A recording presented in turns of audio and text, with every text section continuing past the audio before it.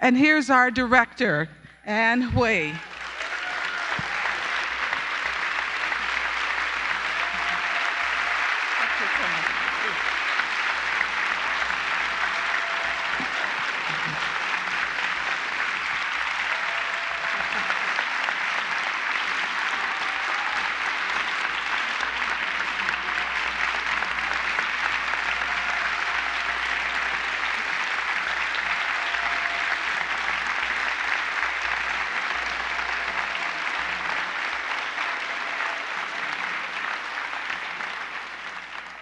We have a tradition of giving a golden thumb, and my husband actually did give this thumb to you virtually by his admiration of this movie. Thank you very much for being here today. Thank you. I'm very honored to be invited here. Are you very moved by the film? I'll tell you what, when the film was shown in the States on limited release about a year ago, my producers were very pleased with the review written by Roger. And they sent it to me in full. And believe it or not, I was more moved by Roger's review than by my own film.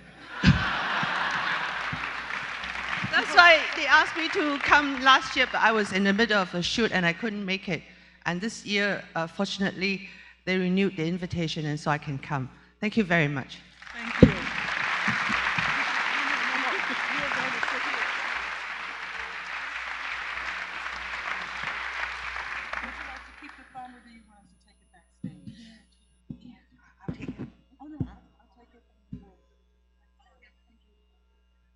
Would you like to leave it out? Oh, whatever. I'll take it. All right. And David Bordwell is going to join you for the Q&A. Thank you.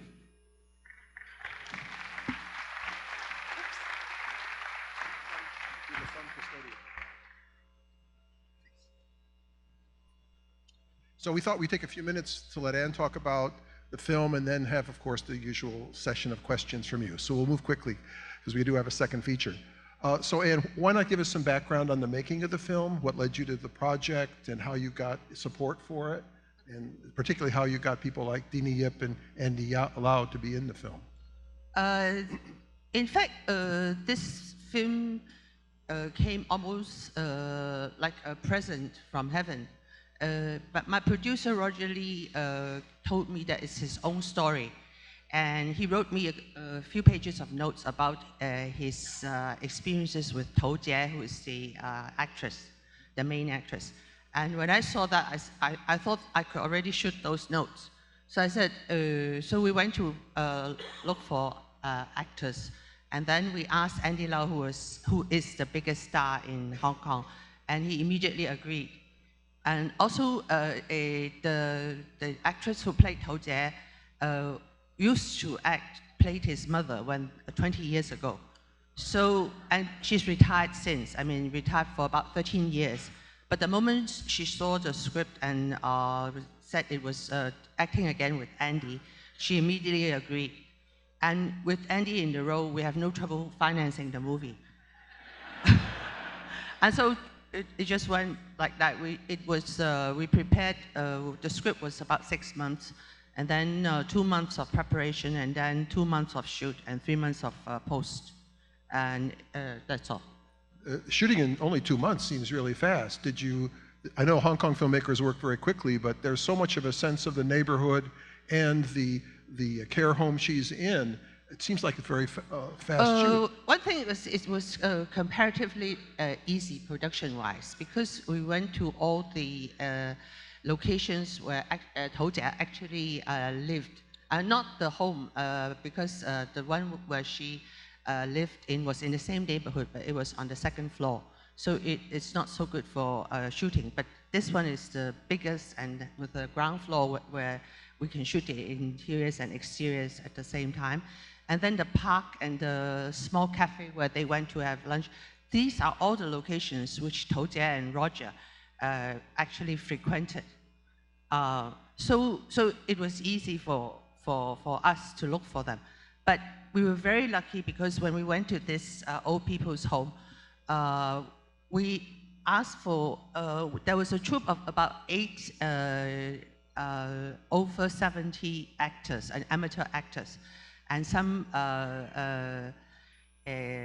side casts, you know. But then about all the other old people were actually people who lived there. Because we frequented the place before, during our post-production, our production, and I've asked whether they would allow us to, whether they would agree to act. But the people there said we better not ask. But then when we were actually shooting, we became so friendly with them that they just sat there and didn't move. So 1/3 of our actors are really documentaries, are not actors. 1/3 are amateur actors, and then 1/3 are stars, actually. We mixed them all up, and it was very lucky that the mix seems to be okay and on the same level of reality. Yeah, you also have some people, professionals in the Hong Kong film industry, filmmakers, producers. Raymond Chow is in the film, which is like having Rupert Murdoch in one of our films. I mean, he's one of the most famous. That is very strange because when I watched Sammo Hung and Choi Hak, the director and the producer, playing themselves with Andy Lau playing Roger, so you don't know who is playing whom. Yeah. I mean, for me, it was very funny. There's also the gag where she says, you could have been a movie star, and he sort of smiles. Yeah. Speaking of Roger, I was going to ask you about this, and maybe this anticipates some questions, but the more I see this film, the more times I see this film, in a way, the sadder it gets, because at the end, Roger really has nothing. I mean, another kind of movie would have developed a romance between him and Miss Choi at the old folks' home, or would have had some other subplot that would suggest, you know, that he was kind of growing into a new life. But really, at the beginning, he takes her for granted, it seems. The only way he can really relate to her is becoming her caregiver, in a way. He becomes more extroverted, it seems. But at the end, when he comes back to nothing, I mean, it's really a very sad, it's a very melancholy ending, no? Or am I misreading it?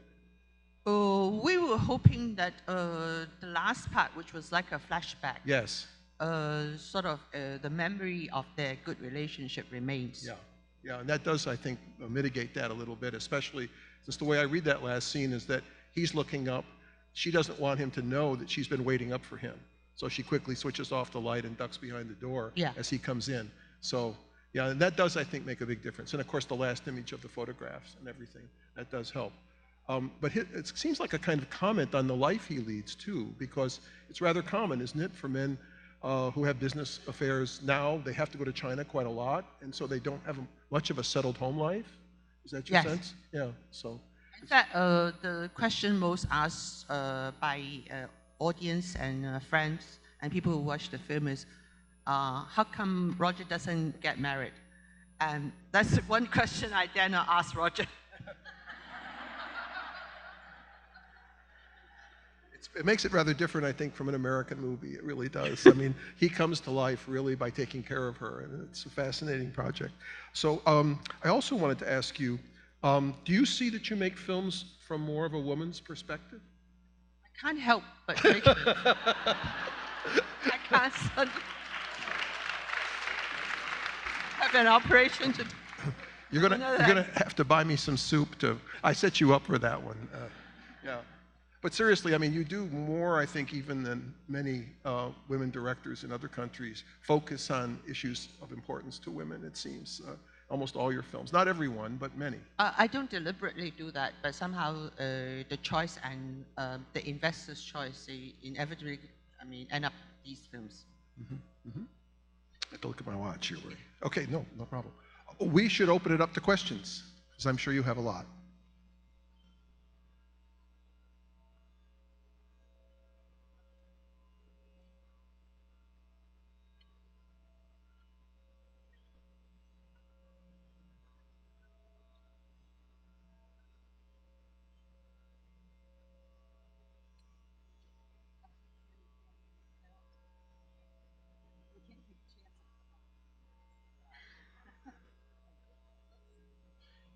Okay, we're in the aisle right to your left.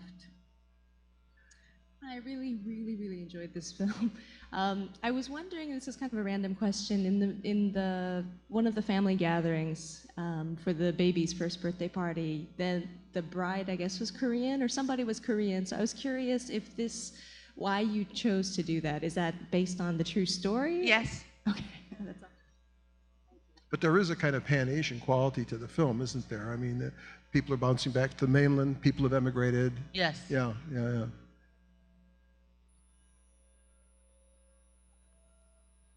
Next Any other- question, center on the floor, right in the center. Oh, yes, I see. Thank you.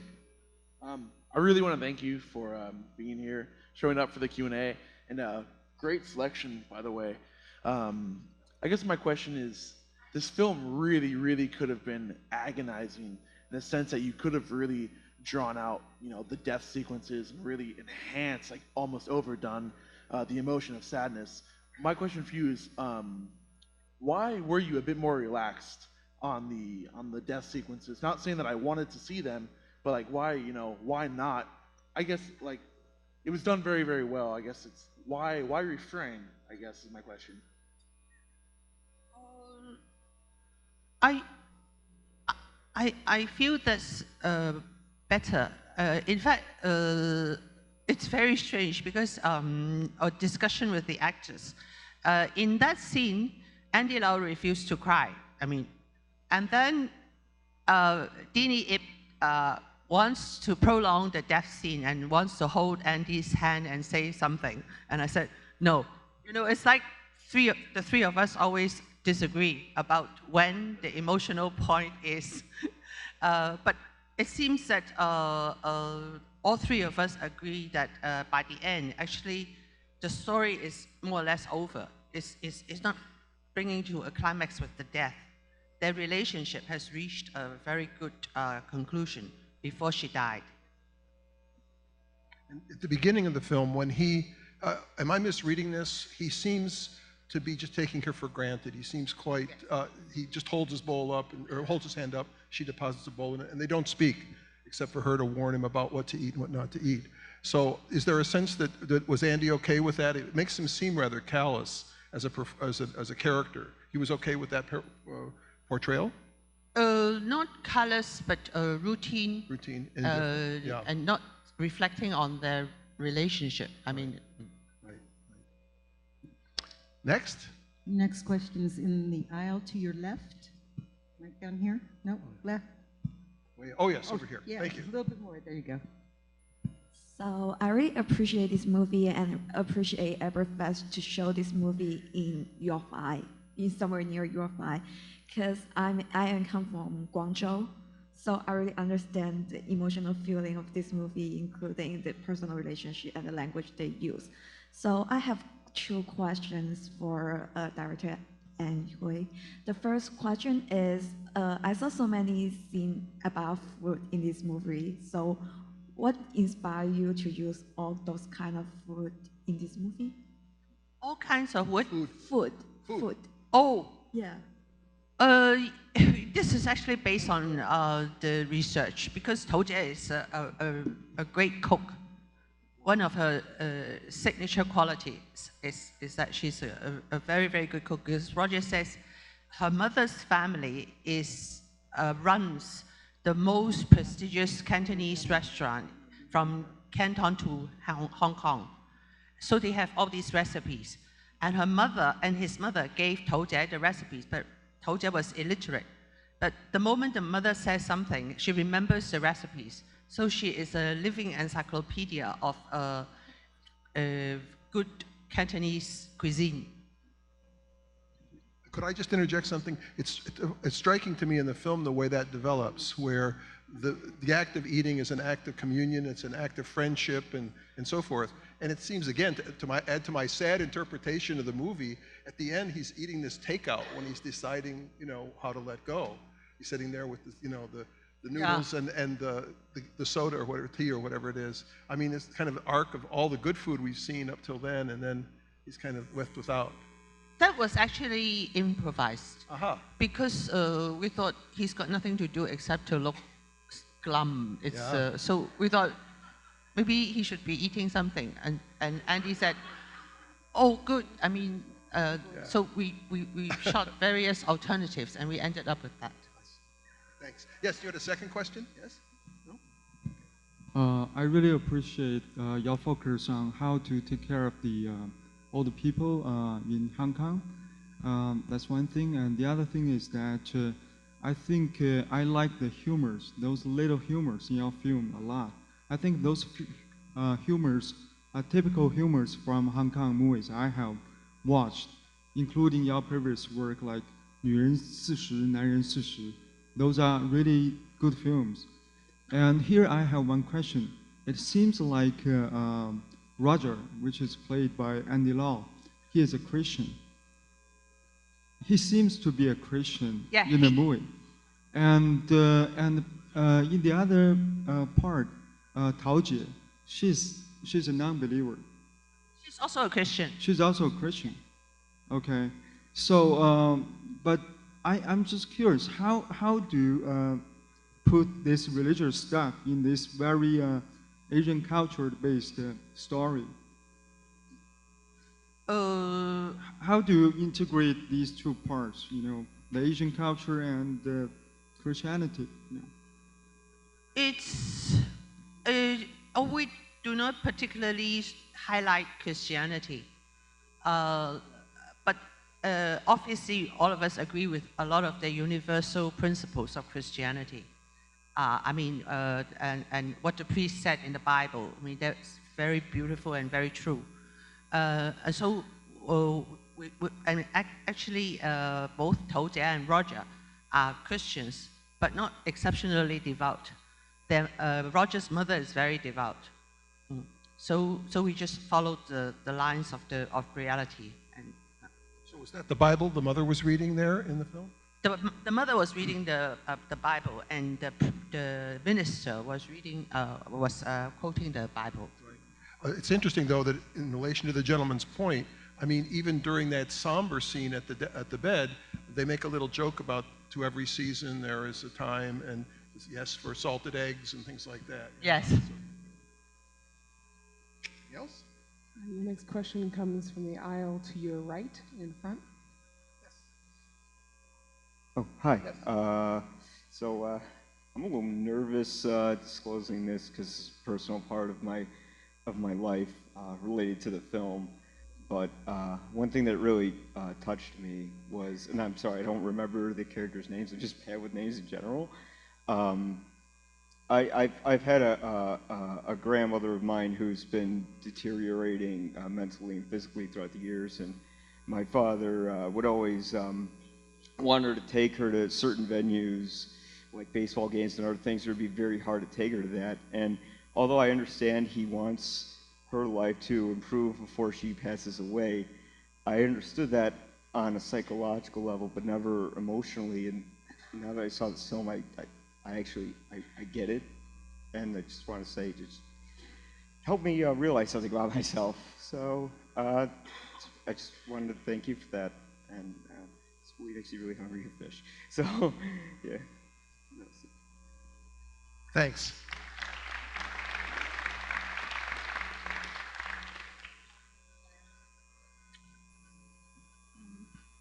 Oh, hi. I'm a big fan of yours because I watched almost all your movies. So I have a question regarding your new movie because I know you're in preparation of the new movie called The Golden Era. So about a Chinese female writer, about her life. So I have a question on how did you come up with the topic? How did you select the topic of the new movie? Did you come up with a topic on your own? Are you personally interested in her story, or for some other reason? And also, I can feel that the style of the movie from the beginning of the time, it has changed somewhat. So usually, how did you select, how do you make the decision of your new movie? This, in the last 10 years of shooting movies, mostly it's not my choice, but the movie has chosen me. It's like Roger's film. He asked me whether I would like to shoot it, and it's given to me. And this last film is about a writer called Xiu Hong in the 30s, a woman writer who died in her 30s. And I've wanted to shoot her since 40 years ago, but either I couldn't raise the money or couldn't get people to write, or for all sorts of reasons. And then suddenly there was a scriptwriter who spent 3 years writing the script and got the money and got the finance for me. And I thought it's now or never, because it's a 5 months shoot from northern China until Shanghai. And if I don't do it now, I will be too old to do it. So I shot that movie. I mean, apart from that, of course, I like the subject. And that film will come out when? Hopefully in September. Next question's from the balcony to your right. I want to go back to the death scene. Ma'am, I'm up here. Up here. Sorry. Go back to the death scene. There were 2 parts that were very touching to me, and I want to ask you about your intention. He cradled her head and smoothed her hair, and then he reached under the covers and pulled up her socks. And that seemed to me, both those, especially the latter one, was his way of doing the only thing perhaps that he could do, perhaps to comfort her, to make sure her feet were warm or something like that. But it was also, wasn't the socks something that had been a gift to her? Yes. The mother gave it. Both the mother and the son knew that Tao Jie has cold feet.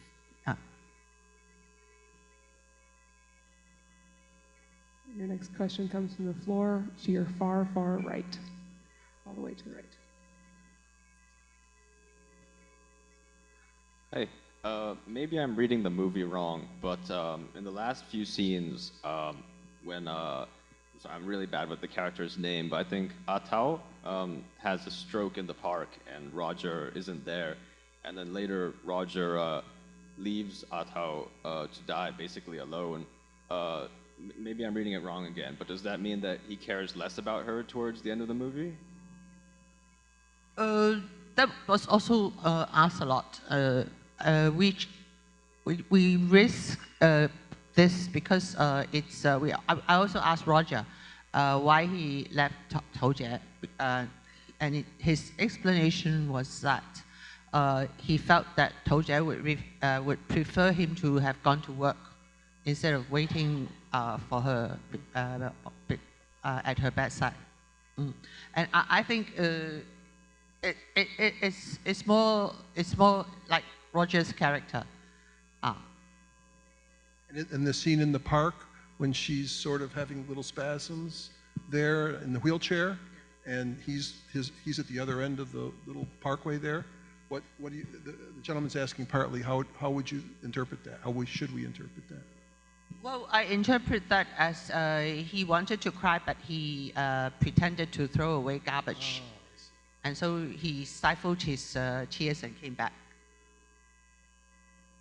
Thanks for the question. Any others? Yes, next question in the balcony to your slight left. Oh, yes. Yes. Thank you. Such an incredibly sensitive job with this film, and also such a high degree level of skill that you bring to your craft and your art. And I'm curious how much of a difficulty it is for you as a woman to be in this field, in the arena. That what kind of challenges are especially unique to you being a woman in the position that you are in? If you could speak to that. Thank you. Well, this is it's very, well, the shooting is very smooth.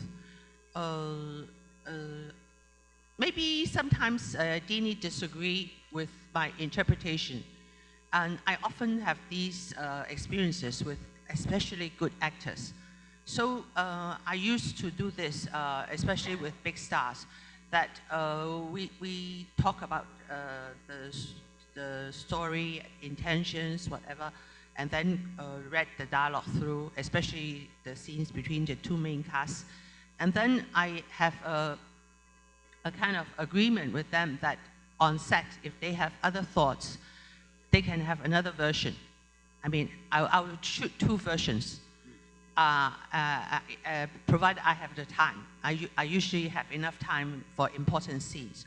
So that's what we did, but we didn't do a lot of double versions. But for one, it's like when she was going at night in the home, when she was going to the toilet for the first night, she wanted to stuff her nose with tissues on the way. And I objected to that because at first I felt that it might not be very good for the inmates of the home because it shows that it's very dirty. But then I let her do it because we do 2 versions.